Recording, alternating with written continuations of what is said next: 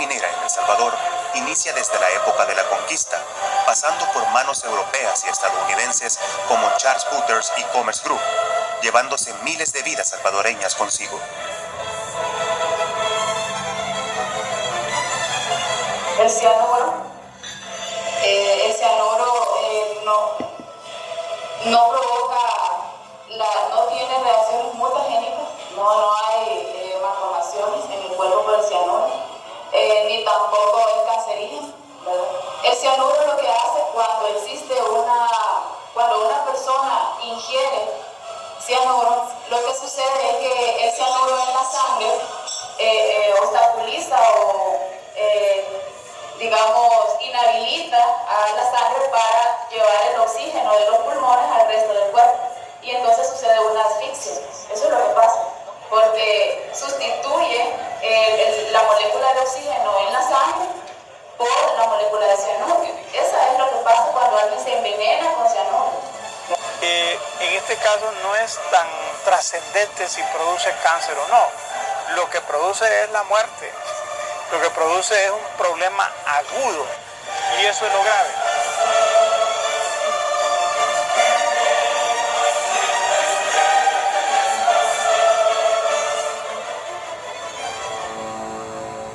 Tras el descubrimiento y conquista de América, la industria minera constituyó la principal fuente de recursos para la Nueva España, virreinato al cual pertenecía el territorio salvadoreño. En las ordenanzas de minería de Nueva España, dictadas por Carlos III en 1783, se reconoce la explotación de los obreros mineros y la necesidad de conservarlos por parte de los invasores. Estas ordenanzas establecían jornales que proporcionaban al minero los medios indispensables de subsistencia para que no se extinguiera la mano de obra barata y estuviera en condiciones de mantener su capacidad de trabajo. En El Salvador, la actividad minera por parte de los españoles se dio en escala reducida, centrando sus esfuerzos en la extracción de oro y plata, principalmente en el oriente del país. Las minas de Tabanco fueron las primeras en ser explotadas a mediana escala alrededor de 1780, cuando los pobladores la trabajaron desde la superficie, prolongándose su actividad minera hasta las guerras de independencia por parte de la familia Herrera de Honduras. Al final de esa misma década, en 1789, inicia actividades la mina Los Encuentros, administrada por el español Domingo Sánchez Espino. El primer período de mayor actividad fue durante la segunda mitad del siglo XIX, explotación desarrollada principalmente por las compañías mineras de Miguel Mackay, la Compañía Francesa de las Minas de El Salvador y divisadero Gold and Silver Mining Company, de capital inglés. En este periodo, para la extracción del oro, se utilizó el azogue, nombre popular del mercurio, el cual fue reemplazado durante la primera década de 1900 por el proceso con cianuro, perfeccionado e implementado en nuestro país por el estadounidense Charles Booters, ingeniero en minas, que en 1908 fundó Booters Salvador Mining Company, compañía que inicia la expansión norteamericana en El Salvador. Esto sin azogue no se puede sacar, porque la verdad es que el azogue atrapa el metal, atrapa el oro. Usted tiene que colarlo en un pedazo de trapo que tiene que ser un trapo fino. Viene usted, pone el trapo acá, le hace un medio huequito, usted tiene el guacal con el azogue ahí, usted lo echa acá y el azogue queda acá. Viene usted, mete el trapo adentro de un guacalito que usted tiene y dice a torcer. Entonces, lo que le quedó en el trapo, ese es el oro. Durante los primeros 4 años del siglo XX, Charles Booters adquiere el control de 2 de las principales minas del oriente del país: el Divisadero, considerada la veta de oro más rica de El Salvador, y San Sebastián, la mina más productiva de Centroamérica. Luego expandió su control hasta el distrito minero de Cesori, con la fundación de Booters Potosí Mines Company en 1907, con lo cual sus compañías tuvieron presencia en San Miguel, Morazán y La Unión, 3 de los 4 departamentos que conforman la zona oriental. Estas compañías representan y resumen el carácter imperialista estadounidense de principios del siglo XX. Acuñaban sus propias monedas con las que pagaban a los trabajadores y tenía como objetivo expandir su control desde el río Lempa hasta el río Huascarán, frontera natural con Honduras. De esas monedas las logré ver, fue que ya las tenían en sacos, así, mira, allá abajo. Tenían un gran chingo que cubría un puesto, ¿sí ves? De las monedas, de aluminio y de cobre. Ese gringo tenía el mandato hasta Lempa, y de Lempa hasta la frontera con Honduras. Esa moneda era que regía aquí, mire, esa valilla aquí. Ya de último ya intervino el gobierno. Ya le quitó ese monopolio, ya no sé cómo se llamaba ese señor. Ya le quitó el monopolio, que ya no iba a poder él usar esas monedas porque él mandaba por eso. Entonces ya le fueron cortando. Se murió enojado el hombre. En el distrito minero de Santa Rosa de Lima, la presencia y actividad minera de Charles Butters aún es notable, desde cimientos de viejas construcciones hasta la firme represa construida para abastecer de agua al complejo minero, que aún es utilizada por los pobladores del lugar. La retienen en el verano, para servicio de la comunidad ahí, de todo eso, porque allí son bastante reducidas esas casas ahí, en ese sector. Así es que para que le sirva a la gente, para las mujeres, para que laven, bañar, todo eso. De invierno le abren las compuertas para que esté pasando el agua. Incluso los sistemas de medida de longitud utilizados por antiguos trabajadores de las minas son los mismos que se emplean en Estados Unidos, pies y pulgadas. Porque esa mina de Honda tiene como unos 1800 pies, así para abajo. La explotación minera llevada a cabo por las empresas norteamericanas consta de 2 periodos.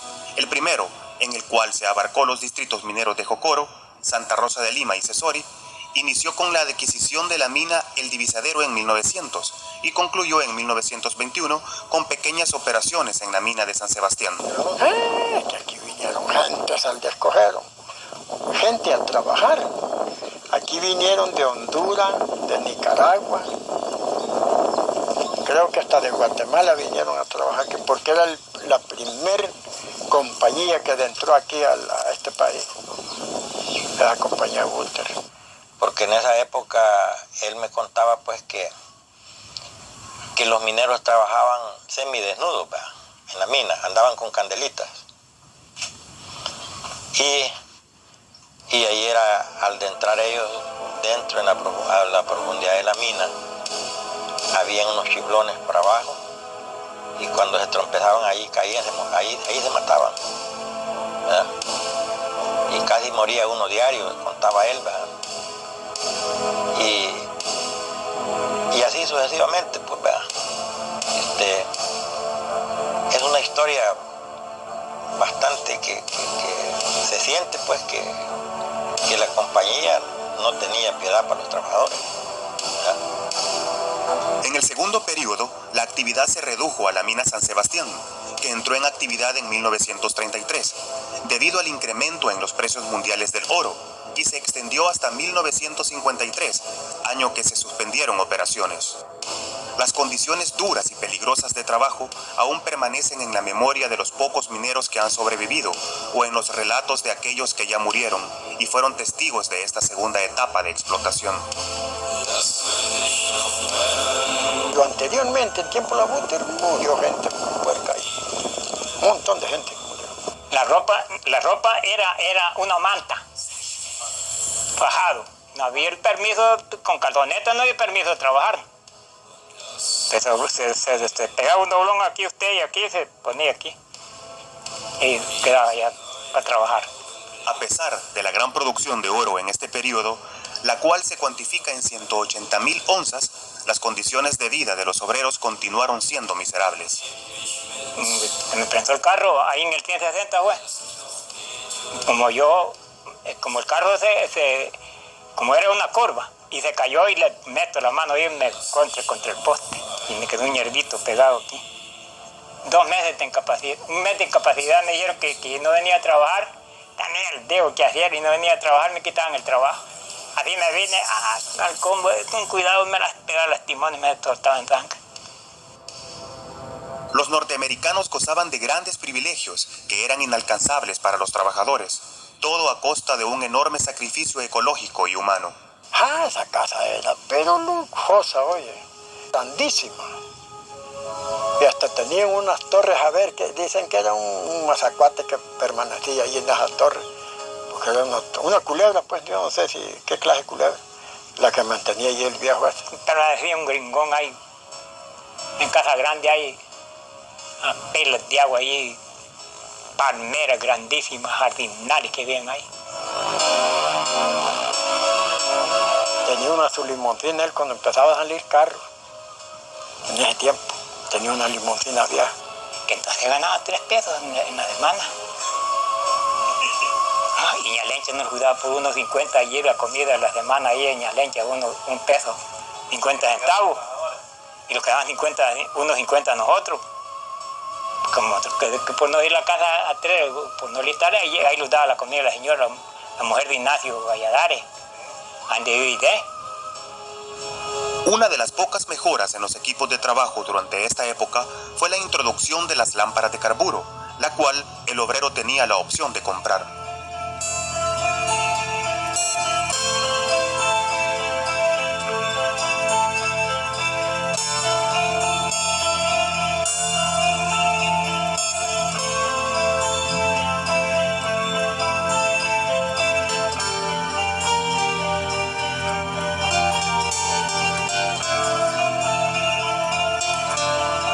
Y de allí mandaron ese juego de lámparas que le dicen Silver de Estados Unidos. Andaban por 1.50 de pisto salvadoreño, ¿va? Pagándolo por abono. En cada pago y quedaba. El trabajador mismo lo pagaba. Estas marcadas diferencias de clase, las pésimas condiciones de trabajo y los salarios de miseria llevarían en 1953 a una huelga liderada por el sindicato, que terminó en el cierre definitivo de la mina por parte de la compañía, otorgándose la propiedad del mineral a los trabajadores. La UTE se fue por el mismo sindicato que de los socios que hay ahorita. El sindicato ya empezó pidiendo aumento para los trabajadores, ya la compañía no le gustaba. Y ya de recular hasta que se fueron. De que se presentaron en quiebra. Ya fue cuando ya los dejaron que hasta lo que habíamos trabajado, lo que habíamos ganado trabajando, los congelaron, que no los pagaron. La mina no logró ser explotada por los mineros y durante 7 años permaneció inactiva, situación que fue aprovechada por el nicaragüense José Francisco Sierra y Rojas para engañar a los trabajadores y fundar en 1960 Mineral San Sebastián SADCB, Misance. A través de los años ya trataron de que localizaron un señor que se llamaba Francisco José Sierra y Rojas, que ese doctor era doctor licenciado, pues era nicaragüense, y ese los prometió sacarlos que los iba a adjudicar los inmuebles de la compañía y a la vez hasta la propiedad, porque esta propiedad, esas compañías fue que la compraron, toda esta propiedad que son como 100 manzanas quizás, lo sacaba eso en claro que los iba a adjudicar a todos los 238 trabajadores. 5 acciones eran para nosotros y de cada 5 acciones él iba a tomar una y que les iba a quedar 4, así fue. La mina fue operada por varios mineros locales hasta 1968, año que es adquirida en arriendo por Commerce Group Corporation, empresa de capital estadounidense. O sea, yo empecé a trabajar ahí en 1970. Y entonces solo directamente a la mina. Ya luego, cuando nosotros entramos haciendo limpieza. Ya luego se fueron descubriendo los topes, donde ya había brosa para la compañía. Día a día sin barreras. Un programa realizado por el Centro de Investigación sobre Inversión y Comercio, CEICOM, y TVIS Canal. Somos tu imagen. Día a día sin barreras. Un programa realizado por el Centro de Investigación sobre Inversión y Comercio, CEICOM, y TVIS Canal. Somos tu imagen. El control de la mina San Sebastián por parte de Commerce Group se consolidó en 1973, año que adquirió el 82.5% de las acciones. El capital social restante lo mantienen antiguos mineros. Francisco José Cierro y Rojas. Él tomó las 4 acciones, hizo el tratado con la compañía que estaba juntual, pues. Hizo el tratado, él vendió todas sus acciones porque él le ascendió como a 238 acciones de él solo, y nosotros 4 acciones cada uno. Que así los quedamos, que con esas 4 acciones, pero eso no significa nada porque hasta el momento no se ha visto nada. Bueno, ya él hizo el tratado con la nueva compañía que vino, ya hizo el tratado con el señor, que por cierto se llama, que aquí le mientan el nombre, pues que le llaman Máchula. Entonces hizo el tratado, el hombre ese le compró todas las acciones, pero ya fue a la esposa, porque el señor ese tuvo muerte repentina. A la esposa le compró todas las 238 acciones. ¿Y qué pasa? Que el Máchula es el socio mayor y él ya hizo las cosas a su manera.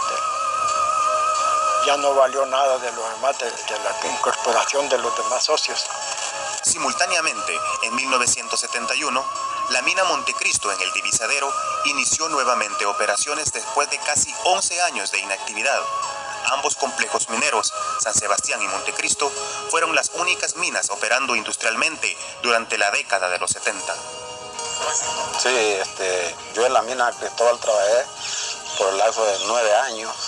En el lapso de ese tiempo sí murieron varias personas que le cayeron talud de arriba, que no... Como las compañías en ese tiempo no se interesaban en el trabajador. Allí lo que era solo explotar el oro y se lo llevaban y nada de seguridad para el trabajador. Y esos muchachos que se murieron ni tan siquiera la caja ni el ataúd les dieron, la compañía. Tuvieron que andar pidiendo limona para poder enterrar a esos pobres muchachos. Los mismos trabajadores nosotros colaboramos para que ahí la compañía. El gobierno no dice nada. Mucha gente trabajó pues a lo brusco, pues no había nada de ciencia, pues como está hoy, ¿verdad? Y mucha gente murió porque trabajaban en polvo, en seco. Y al trabajar en seco es una jugada polvazón con las máquinas, ¿no? Así que las máquinas mataron mucha gente con los pulmones. En esta época se introdujeron mejoras para aumentar la productividad de las minas, sin considerar la protección de los trabajadores. Los castigaban porque tal vez perdía algún turno, porque tal vez había llegado medio bolo, pues como usted sabe que no lo perdonaban. Tal vez el capataz daba el informe y ya se va para el périte, para el infierno. El castigo era mandarlo a trabajar allí 2, 3 meses. Pues sí, como quien dice, si se muere de ahí, que se muera. Pero gracias a Dios que todos los castigados siempre aguantábamos ahí. Ni tan siquiera pagaban los daños la compañía. Ellos lo que les interesaba era sacar un promedio de 14 a 15 marquetas de oro al 15. Cada marqueta pesaba de 80 a 90 libras. Los sindicatos, fundados en la clandestinidad, consiguieron algunos beneficios para los trabajadores. Nosotros luchamos mucho ahí con el sindicato, pero a nosotros la policía nos echaba. O sea que nosotros lo hacíamos así clandestinamente. Entonces, porque a ellos les incomodaba, pues, que nosotros buscáramos beneficios.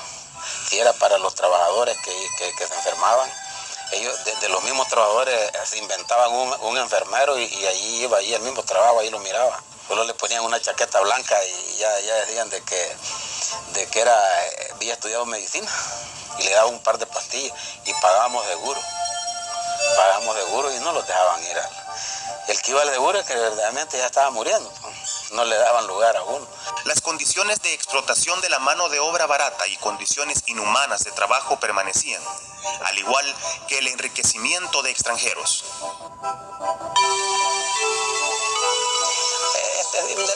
Un solo desastre, pues. Como le digo, aquí el americano, él mata a la gente, se beneficia él y se va. Aquí hubo un señor que todavía ahí está, otros dos peruanos, se llevaron 8 barras de oro.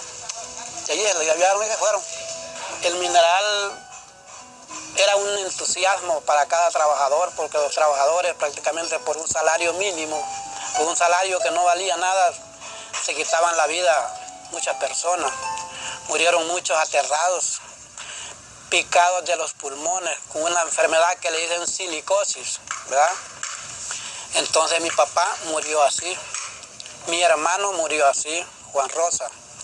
Entonces lo que le quiero explicar es que no solamente ellos, allí murió medio mundo de esa enfermedad. Había momentos que había que untarse limón aquí para ver de aguantar y había que sacarlo porque no se moría y uno se la diarrea. Tales situaciones culminan en un nuevo conflicto laboral que se desata en la mina de San Sebastián en 1978, llevando a una huelga general de trabajadores y a mantener encerrados dentro del plantel a los extranjeros durante varios días. Quedamos cuidando nosotros, ahí va. Unos garrotes. con unos palos ahí. Garrote cada uno. Cuidando ahí. No dejaban ir ni un gringo. No dejamos ir de un gringo. Estaban todos embodegados adentro, pues, estaba pintado, hombre. Que los dieran, que los liquidaran el tiempo. Y ellos dijeron que no pagaban ni un 5. Y no pagaron ni un 5, pues. De fueron y no pagaron. Pero ellos le dieron la salida también. Los que vinieron de San Salvador. ¿Los militares? Sí, los militares. No, ahí no pudimos nosotros. Ellos dieron salida. La huelga termina con el desalojo de los mineros por parte del ejército, que responde al llamado de los estadounidenses, y con la posterior adjudicación de Misance a los trabajadores por orden judicial. Y vino el ejército venía a barrer con nosotros, pues. Pues mira que ellos hablaban por teléfono que los estaban matando los trabajadores aquí. y viene la expedición de San Salvador. Y le viene la expedición de San Salvador y los hayan tomando whisky con gallinas y lomos de chancho, comiendo y bebiendo whisky allí. Así sí es que dijo el director que vendí. Los están matando los trabajadores. En 1979, Roberto Villatoro, exdiputado por el Departamento de la Unión en el período 2003-2006, mediante engaños a los trabajadores se apodera de la mina. Entonces entró Roberto Villatoro ya a hacer conquistas pues, con los trabajadores, a negociar que cómo podía darle entre a trabajar a esta compañía de equipo. Entonces ellos empezaron pues de que a las reuniones y empezó que les iba a ir dando un dinero por lo que la compañía anterior que no les había dado nada. Ya les dio 100 colones cada uno, me recuerdo yo que les dio 100 colones cada uno. Y empezaron pues hasta que al fin se metió a trabajar. Entonces parece que 2 años sola la mina, quedaron cuidándola, entonces ya entró don Roberto Villatoro. Que don Roberto Villatoro vino allá a la mesa servida, había material para que él trabajara, las minas estaban exactas, todo, pues máquinas y todo, porque la compañía, la Goldmine no se llevó nadita, nada. A causa del conflicto bélico y la convulsión social imperante en El Salvador, la represión de la Guardia Nacional hacia los mineros y los pobladores en general termina con el incendio del plantel en 1982, dando fin a casi 80 años de explotación y abuso minero. Porque luego todo eso se miraba el juego, pues ahí en la oficina, todo eso, se miraba el juego por último. Ya luego amaneciendo, ya pasaba, desalojando ya la gente, ya digo yo, voy a ver. Sí, hombre, yo cuando iba bajando así, cuando miro, boom, unos chimbos de electrodo que había, explotaron. Todo el problema fue hacer la comandancia aquí. Porque la guardia aquí salía, mire, de parte tarde de mañana ya salía a golpear gente que tal vez vivía desde la venta de guaro, a golpearlo, ve que varias gente mataron así pues. Un señor ahí lo mataron de la golpeada que le pegaron porque vendía guaro. Murió de eso el señor luego. Y esto que delante de la mamá le pegaron a golpear a la viejita, que estaba viejita. Bueno, que no, al principio cuando empezó, no, de Santa Rosa venía la guardia, el día de pago. Y como el día de pago ya empezaban, fulano es tal, para pagar, fulano es tal. Ahí estaban oyendo y no más, y al que, ahí no más. Y así estaba servido, aquí ya agarrado.